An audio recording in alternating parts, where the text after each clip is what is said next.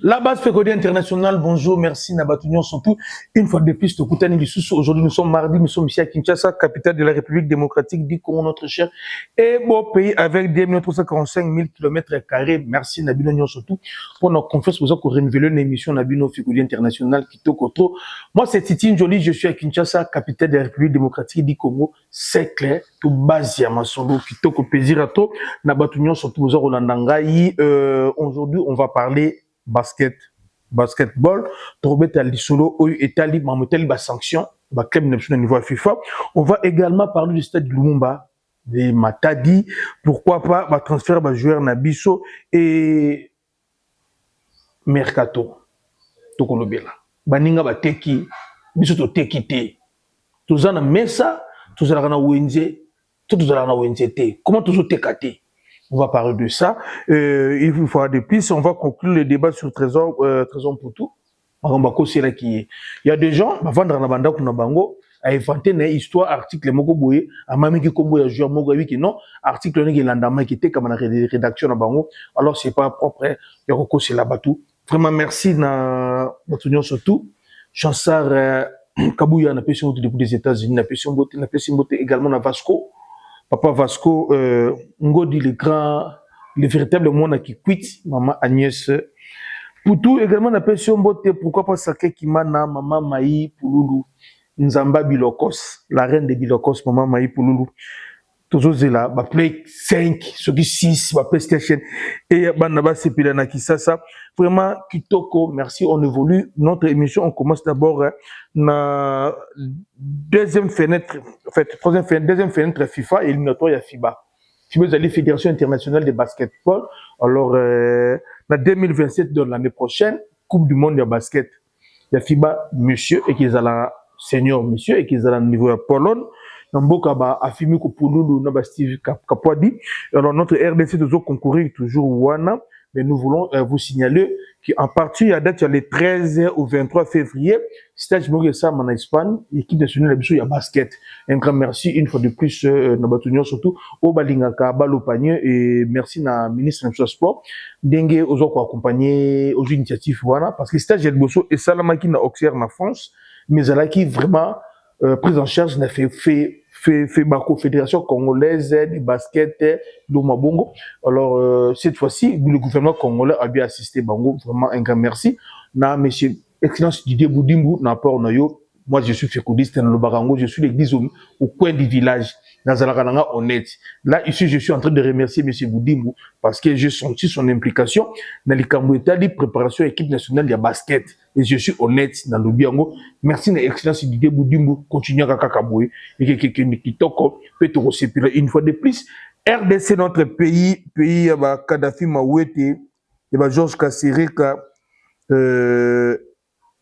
Rodriguez Chikuna et l'autre pan de Makombo RDC avec Congo Brazzaville ministre Nabiso Didier Boudimbu ba koutela ministre Brazzaville na initiative ba Zanango va organiser Coupe d'Afrique biso na Congo Brazza, on va voir ce que ça va donner.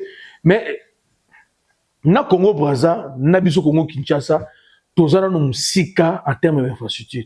Genre je sais pas réunion basalaki et qui les ndenge nini pour liboso ezali batonga nano ba bâtiment sportif batonga nano na Congo Brazza na biso toza ba kabaseli. Donc initiative ça m'a bêté mais tant expert à FIFA ba on auto analyser ba candidature na biso déjà na Brazza baza na stade za homologué na Brazzaville c'est homologué zati je pense baza na stade homologué na Brazzaville et ce stade de déjà homologué je vais vérifier d'abord biso koto nzimwaka et mais c'est un projet aujourd'hui ni biso par cœur mais vie ba organisation de qui na Abidjan OEP de qui na Maroc na kotela ndenge baninga ba se préparer sur le plan communicationnel d'abord ba voie de communication tout travail. On va voir ce que ça va donner une fois de plus. Monsieur Didier Boudimbu, aux administrateurs sport, Ayamba qui Mwanamboka, héritier de Vumbu, après Makamweleka qui na Rwanda, Thomas Maguire et Pelagama Moto, vraiment Boebi. Ça fait 2 ans passés, mais c'est à peine notre héritier de Vumbu Zinga, ou Azonga qui Namboka, Ayamba qui Basololi, et je pense nous faisons foi na l'intelligence Peine à sagesse, il y a excellence, il y a besoin d'idée Boudimbo à résoudre le problème. On a petit côté Makelele, il reste Boudimbo à sacrifier une partie de sa carrière, disons, parce que depuis à peine avec club, à Mata sous-souté, alors il a fait ça pour la nation, à peine a besoin de la récompenser quand même. Vraiment, Koyambaye, c'est l'émission plaisir et excellence d'idée Boudimbo, total en dengue, qui de côté Kuna, ici c'est la Fikodi. Centre ya masolo kitoko to ko beta ba tout bolinga Fikodi na niveau Australie na mona bino bozana Angleterre na moni bino na bosente de boss plaisir à trop rendez-vous ezaka moko na de boss na plaza kuna to visiter résidence total ba jogo kitoko dossier FIFA TP Mazembe bana Fikodi. J'ai remarqué une chose sur Facebook, bah le côté zolo trop. Bon, peut-être des gens ne sont pas visibles, comme Maraka, Batindi, mais beaucoup de Lokuta. On se réveille le matin, on dit que Mazembe a une sanction. On a interdit Mazembe à recruter. Or, en réalité, Mazembe sanctionne à pour empêcher de recruter. Ils ont plainte contre Raja. Si en fait, ils ont déjà levé, et la FIFA vient de notifier officiellement, en fait, vient de faire une lettre. Pour éclaircir, parce que Mazembe a déjà notifié, FIFA a déjà notifié. Maintenant, la FIFA vient d'éclaircir la situation que Mazembe a un problème ici sur le niveau de la FIFA, tout va litige. Donc, à quoi qu'on enregistre les joueurs. Pas du tout ce que nous avons besoin d'informations. Moi, je vous présente le document de FIFA aux autres stipulés que Mazembe est éligible pour enregistrer les joueurs et Mazembe a une sanction côté qu'on a. Donc, dans le Bagayango, y compris Mazembe Azalaganango, oui, le président, le manager qui l'a reconnu, il y a eu un temps que Mazalaga sanctionné, qu'il ne pouvait pas enregistrer des joueurs. Il a reconnu ça.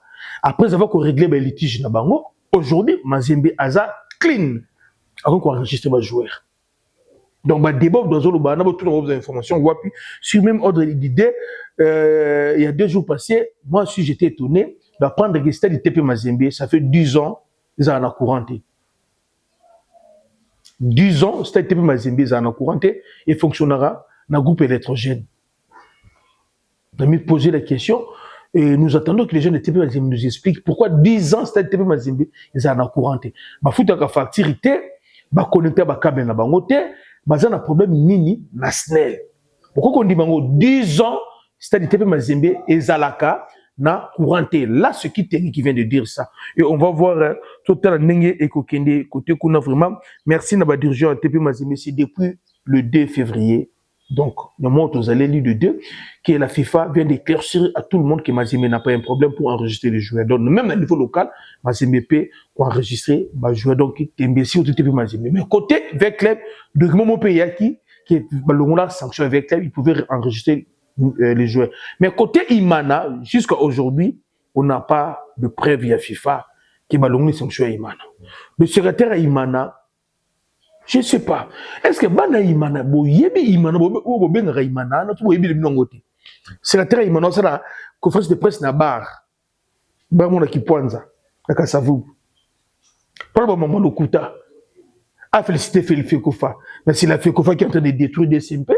Parce que ce qui le Fekofa a lui appliqué le règlement à FIFA na CAF, que Niet Imana a recruté T. À quoi enregistrer ma joueur T, je vous le dis, il m'en a retrouvé solution. Du fait que Fekofa a trouvé, il m'en a pas brèche. Ma brèche, il m'en a abêté ma joueur, ma bête à la Baudéro, je vais mettre à la Baudéro. Tu sais qu'il y a des camots, il m'a joué, il m'a mis à la Baudéro dans les lotés. Est-ce que vous voyez bien, moi? Pourquoi sur le plan administratif, il m'en a organisé Kakate? Vraiment là, et c'est la mise au passe. Mais il y a un appel sur le dossier de ce là. Ban avec club. Dans le bel moyen, il m'a plus trop, mon connaît le nom avec club. Ban avec la force de avec club, ils ont la section. Force avec club, ils ont n'a pas imana, ils ont la section. Aujourd'hui, le sectionnaire avec club, n'a pas dirigeant avec club, le dirigeant avec club, ils ont harmonie. Moi, je vois déjà le danger. Ils ont guetté avec club. Non, prévenir nous ban avec. Sans appui à la sectionnaire. L'équipe du club n'appartient pas à un comité. la coordination. L'équipe V-Club appartient aux sectionnaires. Et les sectionnaires, ils ont bangonde moutouajira ba supporters. Donc, on sous-entend que n'engue ba créer Vita, V-Club appartient na ba supporters. Vita appartient na ba supporters. Appartient à la communauté, même le conseil suprême. En réalité, ce sont les supporters de V-Club. Il ne faut pas décider de V-Club. Mais aujourd'hui, tout ça comme on a, il n'y a pas mariage entre comités, il y a papa Fouri Mapamboli, il y a un sectionnaire. À chaque fois, un sectionnaire, il y a une équipe. Tout le monde a un résultat avec les sur le terrain. Et lorsque un sectionnaire a une équipe, tout le monde a un résultat avec les sur le terrain. Aujourd'hui, ce que Manier Magnon est en train de faire, dans un cas, moi, un comité avec les besoins de l'autre côté. Manier Magnon, petit à petit, commence à prendre la place de V-Club. Vous me comprenez d'un côté. Pendant qu'on combattait Tango Fort avait une harmonie sectionnaire. Il avait compris qu'il y avait le comité bateau bazare makambasalaka na ba sectionnaire et Tango Fort faisait tout. As un harmonie sectionnaire. Jusqu'à ce que ba ko diviser ba sectionnaire et ning suka. De l'autre Tango Fort avec les petits. Ba sectionnaire ba sous impliqué na mama avec les. Où en sommes-nous avec les aujourd'hui? Tango Fort a vite avec les parmi les 5 meilleurs clubs d'Afrique. Tango Fort. Aujourd'hui, Tango Fort a Kenda avec les bizarres.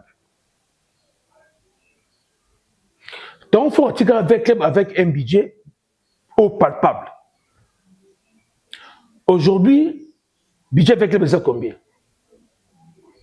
À l'époque de Tango Fort, les joueurs recevaient du salaire. On devait pas prendre la prime dans le salaire. On devait faire les bizarres. Le problème est ça, on veut créer des hommes forts, mais le club est faible, le club est toujours faible. On doit créer des systèmes forts dans le club Nabiso. Tango Fort, tu as fait club, on dit que non, avec l'habité, c'est fort à jouer. Qui contribuait à l'époque et aujourd'hui qui contribue?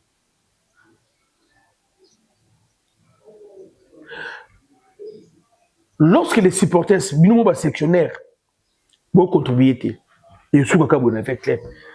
Mais maintenant, le danger est que avec club risque de perdre place, puis point haut à jouer la Coupe d'Afrique, pour la classe dans le côté à bien. Aujourd'hui, il y a un sérieux danger qui était avec club, à venir avec club. Président Fouri Mapamboli, ceux qui ont collaboré dans la sectionnaire, Naebisio. Nous, tokola na mboka oyo toyebaki ke soso bete na vita soki mbule beti avant to pendant le match au mata okita okopola toyebaki yango soki bete na vita mu pepe et continue à stade okopola lelo arrêtons ya ko fustiger ba sectionnaire boso ba sectionnaire boso so na place boso na bango botu na bango ba sectionnaire apport na bonne équipe ezalaka nini ba travaka ndenge nini. Le vrai problème avec club lelo ezali les sectionnaires de V club ba matara li voluté ba sectionnaire avec club ba kinara ba Congo ba kinara ba Ndundu ba kinara ti to ba Kisangani ba ki matara li voluté ba sectionnaire. Tout au bas dans le comité et dirigeant avec les et les sectionnaires, tu vas préparer un match. Dans le match, il dépense même pas $250. Même pas gagner. Mais aujourd'hui, le comité, parce que vous avez dépensé combien? Moi, ça me fait mal. Nathalie match, il y a Vita, na les Aigles du Congo, na moni talent, na moni joueur, na moni intensité en match. Je me suis dit, quand même, vite dans une équipe, né? Mais, marque de reconnaissance, il y a des supporters. On a dit ça. on doit bannir le système, les politiciens vont rediriger le club. On a banni ça. Que les commerçants, pour une raison commerciale, à diriger le club, souvenez-vous, Sanga Balende, Munganu, autant d'équipe belé. Et aujourd'hui, Talaïman. Vous trouvez ça normal? Imana, c'est la seule équipe dans le monde où un président a redirigé pour mandat Mibale, après ça, a longwa, a boy, a qui ça l'équipe oya après l'équipe a vu Imanie, a même une équipe peu comme on a Imanie, qui une équipe, comment on fait la place sous Imana. Exemple simple. Président Réal, à l'ongwa na Réal, a qui a soumis équipe. A vu supporter à Madrid, Madrid a même une équipe wana. Alors, on fait un réel. Et ça prouve qu'aujourd'hui, on a des fanatiques, on n'a pas des supporters. On est des fanatiques. Les gens qui commencent à suivre Chimanga, ce sont les mêmes personnes. Mais le lot, les aigles du Congo, c'est le seul club oyo va diriger dans le club. Et à tout moment, sur le président Sikoye na Imana, so collaborer na bango te ba sali ligue na équipe na bango ba ko combattre Imana na ba décret nyon surtout. So yo na bango ba no tika Imana ba point. So na bango te ba no combattre Imana. Fallait no beloko oyo pour ça la passe mais ban avec club bana ya Mazembe également, on se dit quand même la vérité parce que chiffre d'affaires Mazembe et Kiti Mazembe aussi est victime de hommes forts au lieu qu'on voit de créer des systèmes forts. Jusque-là, au Congo, il n'y a aucun club où ils allaient société. Mukuna autre, il m'a dit comme société, c'est la renaissance. À Kabona Baninga, à ça, la renaissance de société est na Congo, tout ça, club monté dans la société, y compris TP Mazembe. Pour preuve, le président Moïse a sur la politique qui était, dans le niveau Mazembe, comme il est. Vous pouvez imaginer que Mazembe a 2-3 saisons, vedette à Zalaraté, star à Zalaraté. C'est parce qu'on a créé des hommes forts à la tête de Club Nabiso, au lieu de place de créer le système fort pour le Club Nabiso. Toujours 5 ans de supporters, nous surtout pour la mouka. Natiba na veya, nous avons dessus na bino la mouka. Force, il y avait club, ils ont une section.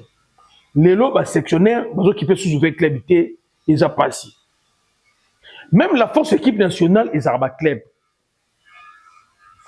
Pour continuer le dossier, pour évoluer vraiment, pour ça, la plaisir, na batounia, surtout la chanson à Ouangata, Amani Mazinga, na Pesumbote depuis les États-Unis, Batutu Bolinga, Junior Ilumbu, Bouza Ebele, ma papa François, na Pesumbote, je comprends, ma comme dossier Stade Lumumba, Bande Konangai, il y a Bas-Congo, il y a Congo central. Est-ce qu'on ne peut pas arrêter de publier des images du Stade Lumumba? 16 ans après, Stade Lumumba s'il a raté. 16 ans après, Stade Lumumba s'il a raté. Et le gouvernement actuel, il y a province, il y a aussi ça, travail finition, on va voir ce que ça va donner. Mais moi, je n'ai pas confiance dans tout toi. Tous ces politiciens qui passent à la télé, pour aura qui végétarien, de reste Stade Lumumba, on a confiance dans la communauté. On ne peut pas rénover Stade pendant 16 ans et s'il a raté. Ça fait 16 ans. Stade Lumumba s'il a raté. On a vu chez les voisins, c'était des 14 mois, 18 mois, au Ouganda, au Kenya, je ne parle même pas du Maroc. Mais Bisso Awa, qu'on rénové, c'était la 16 mois s'il a raté. Kinshasa Arena, Tiboko, comme au supermarché. Oh, fait que dans la finité dans le lobby. À l'heure où vont les choses de Kinshasa Arena, là où a été planté, par contre, il y a Libéné, il y a Rouge, comment, ici sera érigé palais des sports. C'est la Kinshasa Arena. Combien d'années déjà s'il a raté? On va voir ce que ça va donner. Élection au niveau, il y a Fekofa. Bana Fekodi, il y a réunion à Lelo, au niveau de Fekofa. Réunion, on a pour nous signer fait des routes, et ça là, non. Mais l'élection, c'est au niveau de la Ligue, puis au niveau de la présidence, il y a Fekofa. Mais au niveau de la Ligue, il faut que l'élection Salama, mais l'électeur Bazala, vraiment honnête. Parce que je vous ai parlé de la situation, il y a Ligue, il y a Grand Bandundu, avec le président Mouzima. Si ce sont les mêmes personnes qui vont revenir à la Ligue, vous devez savoir voter dans mari. Et tout rejoindre Mouzalaki. Ligue à Bandundu, pas président Mouzima, façon Ezali, ils ont fonctionné, ils ont raté. Lui-même, après Mata, après Kita, ma commission musique, sur le fond de botini dossier côté ba bengi azo tini bon côté na Kinshasa, ba bloquer dossier et sur place na niveau Bandundu ba lebeta ma société. Ba vutu ke kenda wapi, ba ndombe kenda wapi. L'équipe ya Bandundu mona na société. À cause il y a président Mouzima, gestion na ye na ligue à Bandundu. Tozo lo belango, to mona ki mama na ni secrétaire. To mona ki maman Timpoupou, tout le monde maman présidente. Ah, je n'ai pas de solution dans la Ligue à Bandundu. Bah, tout, on va voter dans l'élection de la Ligue à Bandundu. On va voter dans la Ligue à Bandundu. On va voter président Mouzimate. Abomi Bali na Bandundu. Abomi Bali, dans le niveau de Bandundu, on va voir. On veut que l'élection soit le 14, le 15 avril, avant le 15 avril. C'est ce que les gens veulent. C'est pas un problème. C'est pas un problème. Maman Béline a repostulé n'a été. Mais à niveau primaire, nous voulons qu'il y ait d'abord changement. Dans la ligue, dans la tente. Là où les gens vont puiser des voix, des électeurs, il faut changer ça maintenant. Soit salamité, ça sert à tout sur l'élection. Ça ne sert à rien. Tout sur l'élection. Dans le niveau de la ligue, même à Kinshasa, il y a des Bonina, il y a Ndinga, il y a Nangaï, il y a Epef. Le football congolais aujourd'hui est géré dans la musique. Le moment où il y a la musique, ceux qui tournent, ils doivent prendre les kilimba. Après ça, tourne sur mon ingabeli si moi na boyokani, to pe sena mungu. Donc, bazo pour nanya rumata, nanya rukita, tout ça. Bah, quitter ça RCK au détriment, il y a, comment ça s'appelle, comment équipe on, bah, quitter ça RCK. Parce que le président RCK, ça n'a cliqué, n'a pas voté. Il n'a faute. Et vous voulez que non, tout me modifier, tout faire revenir, football local na niveau Zalara Liboso. C'est faisable. Ils ont magité. Mais le seul Liboso, point Liboso Zali, d'urgent, club. Comment on peut obstacle dans le développement du football dans RDC, le dirigeant de club. De deux, le dirigeant va citer. Baza Koboma. Vraiment, Baza Koboma, pour nous battre Bandundu, Yabisibino, président de la Ligue à Bandundu, il faut pas l'onglaï. Bon, voter. Le président Mouzima, Bobo, Azoboma, Ligue à Bandundu. Vous votez. Parce que, genre, le club, il y a Bandundu. Merci vraiment. Côté Kuna Ban Africodu, nous on évolue, on va voir ce que ça va donner la suite. Mission de à niveau africophone. Par rapport à ce que ça se passe, l'équipe nationale, la Bisso, d'un côté gauche, j'ai reçu beaucoup des appels. On dit que Marc Bola, de Watford, Amekagoya, Congo, avec 28 ans, je pense. Bah, âge de l'équipe nationale, pas en Afrique. Chez nous, les Congolais, disons, hier, alors Marc Bola, Nathalie, il n'est pas mauvais. Sauf que dans mon Arthur Mansouakou, il a repris les entraînements dans l'équipe nationale en lance.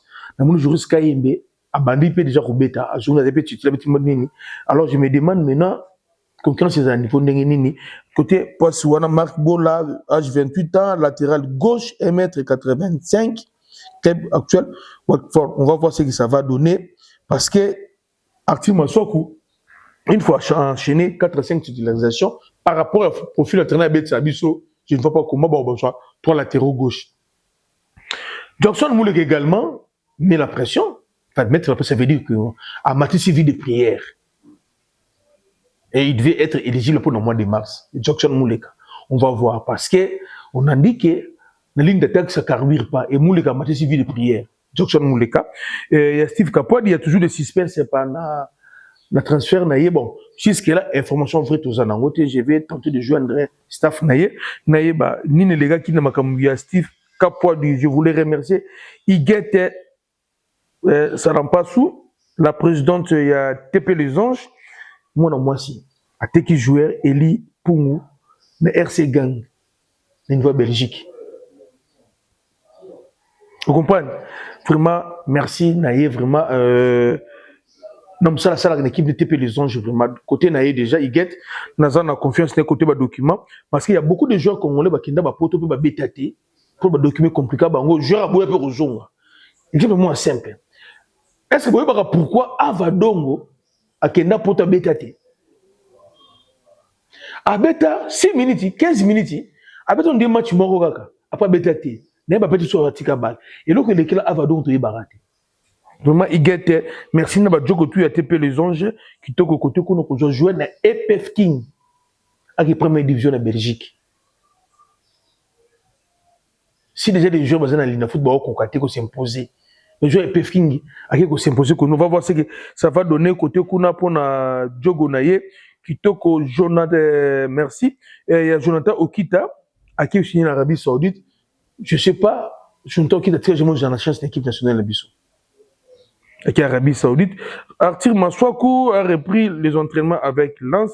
Simo Banza et El Jaira, ils ont gagné 2-1. Tant déjà Simo Banza, 63 minutes, 630 minutes, il a marqué 2 buts sur 1187. Il a joué 9 matchs sur 13. 9 matchs sur 13 a marqué 2 buts pour un avant-centre. Dans le côté. Parce que il a joué 9 matchs sur 13, il a marqué 2 buts. Il a joué 638 minutes sur 1187 minutes.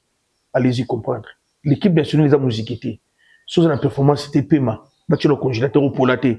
Tu vas nous revenir en force. Dossier de raison pour tout, contre toute attente. Djomogo Boavandi Naye, Abaye Babokine na Willery, Abaye Babokine na Willery, allié Yaja, pilipile lié na Munoko, a joué téléphone na Bandiko Koma. Au interview de Trésor Poutou, il a préféré Kaloulou à la place de Wan Bissaka. Moi, je me pose la question, Trésor Poutou va à combien? Parce que le nom Poutou, c'est un nom commun à Bandundu, Pen Équateur. Même là-bas, Congo, Bandundu, Poutou. Alors, le Trésor Poutou qu'on avait parlé, c'est quel Trésor Poutou? C'est le Trésor Poutou Mabi. Trésor Poutou Mabi, ancien de Jacques Trésor, Mona Tchango, ou habité dans TP Mazembe, c'est pas lui. Lui-même, Trésor Poutou a dit, à ça la interview, mon côté, il a même pas prononcé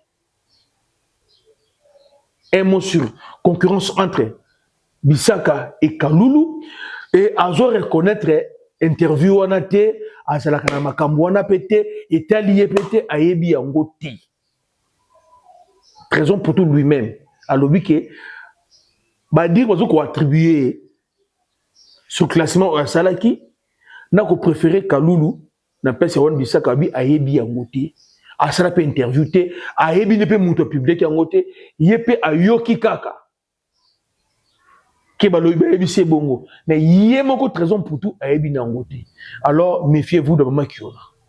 Pas jamais Kiona, nous sommes comme base. On n'a pas besoin de base. Toute l'équipe nationale. Un grand merci à Trésor Poutou. Vraiment félicitations. Nous avons éclairci cette situation. Parce que là, on a créé la polémique est trop. Il y a trop. Merci Ndenge Yomoko Poutou. Olobi Yango Ndala prêté à Sheffield. Oui, Sheffield dans le niveau, il y a Angleterre, oui, bien Joël Ndala, il est vraiment à côté kuna. C'est dit que Bakambu, équipe Bogoté Kaye, Nini, équipe Bogoté Kaye, il y a Bogoté Kama, à tirer le kuna, tout éviter, ça va. Enfin, je ne sais pas, mais j'ai vu une série bien mina, les mêmes jours, même c'est dit que Bakambu, n'a évité à travers un staff à Bakambu, mais je ne sais pas, c'est dit que Bakambu a accueilli place mon côté. Troisième tour éliminatoire, il y a Coupe du Monde, il y a basket, il y a football dame. U20, à mon niveau. Il y a Pologne, notre équipe nationale dame U20, pour finir ma stratégie na Bango, on s'entraîne à stade mardi, pour coûter la double confrontation qui est les 4, le 8 février ici à Kinshasa et 14 février. La Saint-Valentin, le 14 février. Oui, bon, on est à un niveau, il y a Abidjan, donc RDC, Côte d'Ivoire, U20. On va voir ce que ça va donner. Pour nous, il y a Coupe d'Afrique, Coupe du Monde. Oui, Québec, à un niveau, il y a Pologne, il y a U20. Merci. Bana Fekodi. Mercato. Tchikicha. tchan, tchan, Mercato et Sili. Kakaprou, kakaprou, Mercato et Sili. Baninga bateki, biso to teki te. Atana Wenzabi tout là. To teki te. L'exception de Arthur Maswako. To teki te. On a compté sur Kapwadi. Jusque-là, on n'a pas compris. Bakambu, on n'a pas compris. Au passé, Bissaka, on n'a pas compris. On fait comme ça, on n'a pas compris. Pourquoi to teki te? Et pourtant, Wenze faut même pour notre nyonso. Pourquoi nous les Congolais to teki te? Moi, je voulais qu'on réfléchisse ensemble. Pourquoi Baninga na Wenze moko bateki? Biso to teki te. Toujours teki biloko ko pola. To biloko na biso za saison na ngote. Il faut que les joueurs na biso base à la vendable. Lorsqu'on a des joueurs qui ne sont pas sollicités, ça nous pousse à faire des réflexions sur en réalité la performance de nos joueurs dans leur club. Comment une grande nation telle que la RDC, tout est quitté. Mercato bilan 0. Parce que c'est qu'il y a un choix que tu as content vous mater. Mercato bilan 0. On n'a pas vendu. Pourquoi on n'a pas vendu? Si à niveau local, peut-être, on peut dire à niveau local, tout le monde était plaisant, j'étais qui. Mais nous devons être quand même inquiets. Parmi le 26 derniers, de 26 ou de 28 derniers joueurs, Oyo, Bakinaki Kan. Après Kan Bazongi. N'a l'équipe qui est dans la phase de poule, Bateki va jouer. Eux, dans la phase de poule, Bateki va jouer. Mais l'équipe qui est Kan, Bateki va jouer. Mais si tu es Kan, tu es dans la phase de poule. Va jouer dans la Batekamité. C'est quoi au juste le problème? Moi, en tant que patriote, en tant que fécondiste, na va de me réfléchir. Na tellement joueur na biso, peut-être à l'exception de nous à Sadiki, au club ne voit Bobo et Nabango, on a un problème. Nos joueurs, n'est-ce pas, ne sont pas bien managés. Nos joueurs na biso. Tout ce qui est polémique. N'est-ce pas, nos joueurs ne sont pas bien managés? Je ne sais pas. Si nous n'arrivons pas, il y a aussi un titre miné pour participer dans la ligne, dans le journal miné sport dans le monde en termes mercato. Tu récupères presque sur la grande nation. Comme le Cap Vert, et qui est Coupe du Monde, mais on va mettre sur le Cap Vert. Parce que ce n'est pas une grande nation de football. Nous sommes on était une grande nation de football. Et aujourd'hui, nous sommes là où nous sommes. Pour qu'on zonga, il faut qu'on parle de nous. Comment t'es quitté? Allez-y comprendre. Est-ce que le problème, ce sont nos joueurs qui ne sont pas performants? Ou le problème, c'est les managers, les joueurs, qui ne sont pas niveautés? Ça fait mal. C'est ça, c'est que moi je voulais tout le monde réfléchir. Si nous voulons être une grande nation de football, il faut qu'on parle de nous dans des grands salons de football. Mercato et Angoyo, tout est quitté, on ne parle pas de nous. Vous trouvez ça normal? Biso Zelagao, négociation avortée, transfert avorté, papa avorté, Nini avorté. Est-ce que vous trouvez ça normal? Lorsque je parle de nous, je vois les derniers joueurs, comme la dernière liste de joueurs qui sélectionnés pour le mettre à Cannes. Après Cannes, tout ce qu'ils ont fait, comment Basu va clépter? Moi, ça me fait mal. Il faut chercher à savoir qui sont les managers de nos joueurs. Ils ont quel niveau? Moi, je pense que le problème est au niveau du management aussi. Nos joueurs, comment bien manager? Que nos joueurs vont changer d'agent, vont changer d'agence. Va changer. À tous les parents, ou bah joueurs na bango ba na baïra na Congo, bo so na bana, bo changer d'agent. Pas possible. Tout ce qu'on a fait comme performance, et les mercato, oh bah joueurs ne sont pas bougés. O kaka o dila na kinaki Israël. Eh! Yo mo biso to kenikaka. Na ba Big Four Angleterre, to coach joueur té. Big Four to jouer, il y a France, il y a Italie. Là où on joue le football, on ne voit rien. Vraiment, tout sur le dossier, ça nous fait mal. Ce qui a retenu aujourd'hui, RDC, na Congo-Brazza, il y a toujours un projet organisé Coupe d'Afrique, la CAN. Mais moi, je m'inquiète parce que dans Brazza, je doute s'il y a stade homologué dans la Brazzaville. Avec tout ce qui bah, des autres à niveau fédération, le président de la fédération a détourné bon déjà. Oh, ministre de la banque, non, football est la priorité. Alors, dans un pays où le football est la priorité, bah, organiser CAN. Vous savez, organiser CAN, ça implique beaucoup de choses. L'État, l'argent, sécurité, comme le belé, alors les priorité. Avec football les a la dame et cause de la passion. Ministre sport na Brazza, le football les a la dame et cause de la passion. Avec que le lot dame comment la compétition. Il y a des passionnés de la dame. Parce que biso RDC donc gagner le Congo Brazza. Biso mo peut cabasser la cabasser. C'était des athées. Pas moyen de voyager. Déjà championnat Katana pour me comme quelque chose à la rater. À retenir ça, Mercato Salami côté Nabiso. Tout est quitté. Coupe du monde U20, troisième tour éliminatoire, RDC, double confrontation RDC contre Côte d'Ivoire. On va voir ce que ça va donner. Élection à la FECOFA. On va élection Salama au plus tard le 15 avril. Mais les électeurs, bah, ça crédibilité. Parce que les présidents des ligues sont des électeurs. Lorsque le président de la ligue, nous déjà ça crédibilité. Alors ces copains, ça va donner comment? Dossier vers club, autre le Beli Lelo, vers club. Boyebi ça, comité, il y a président Mapamboli, n'a pas sectionnaire, c'est la réunion. Sauvons vers club. Ciao, bye.